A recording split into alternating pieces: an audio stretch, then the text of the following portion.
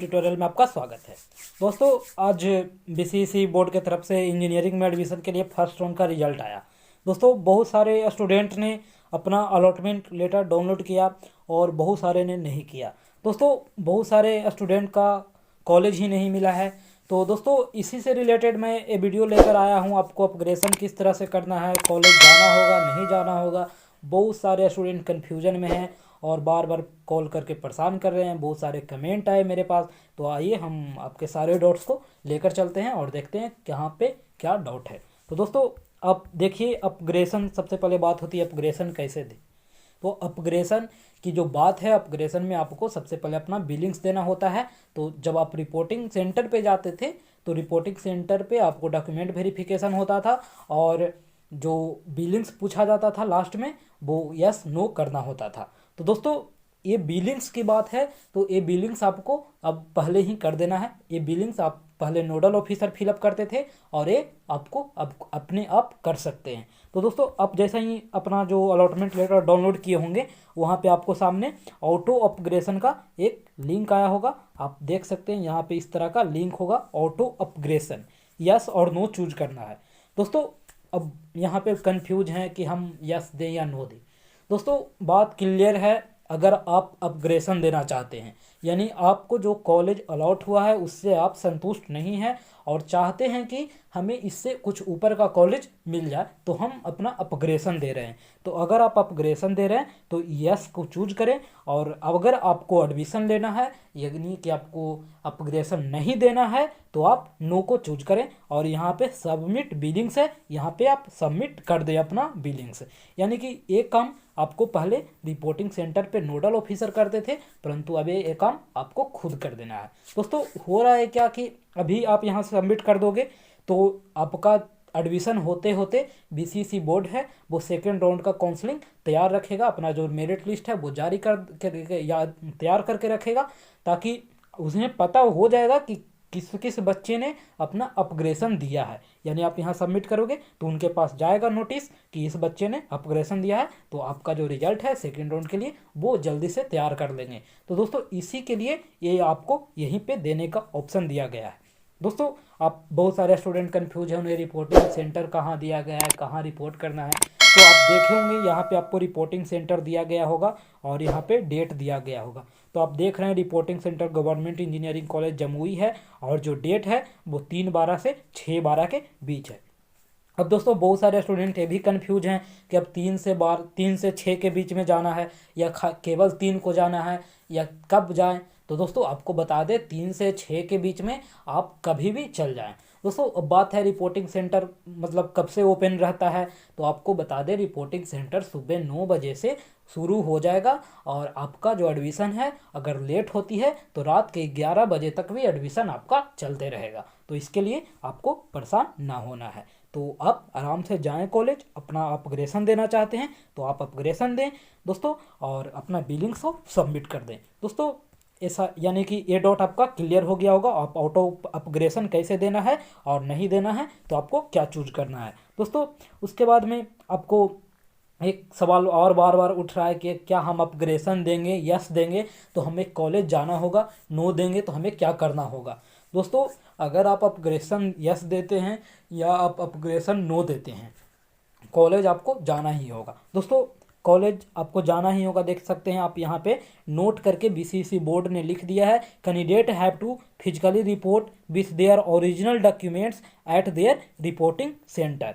यानी कि ऐसा अगर होता कि अपग्रेडेशन वाले करके नहीं जाने को कहता तो यहाँ पर वो क्लियर लिख सकता था कि अपग्रेडेशन जो चूज करेंगे उनको नहीं जाना है। ऐसा तो कहीं लिखा नहीं है, तो लोग अपने मन से कन्फ्यूज हैं कि हमें नहीं जाना है, हमें यहीं पे अपग्रेडेशन का ऑप्शन मिल रहा है तो हम क्यों जाएं कॉलेज।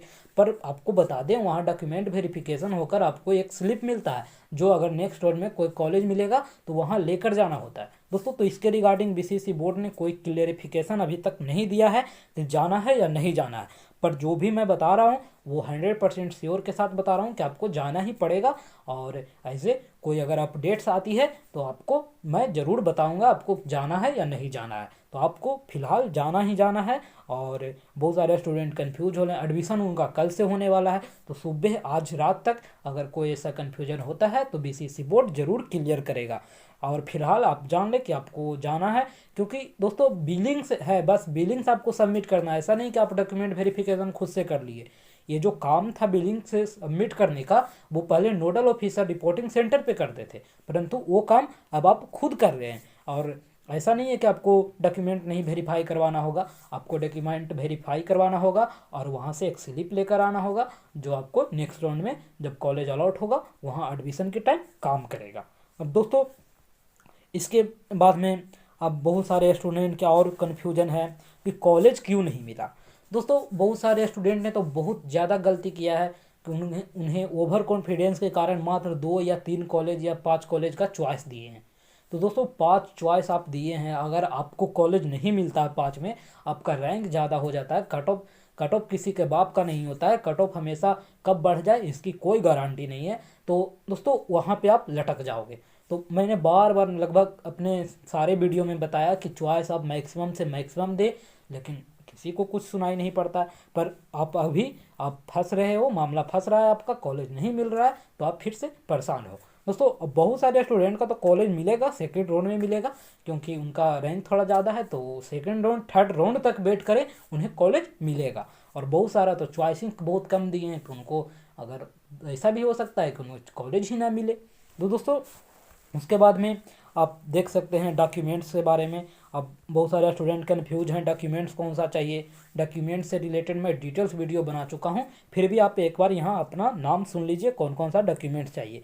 दोस्तों डॉक्यूमेंट्स में आपका 10th 12th का जो admit card, marksheet, provisional certificate, passing certificate, आपको जो भी है सारे लेकर जाना है। उसके बाद में जाति, आय, निवास लेकर जाना है। अगर कोई कैटेगरी सर्टिफिकेट है तो वो लेकर जाएं, ईडब्ल्यूएस से हैं तो वो लेकर जाएं, एसएमक्यू से हैं तो वो लेकर जाएं।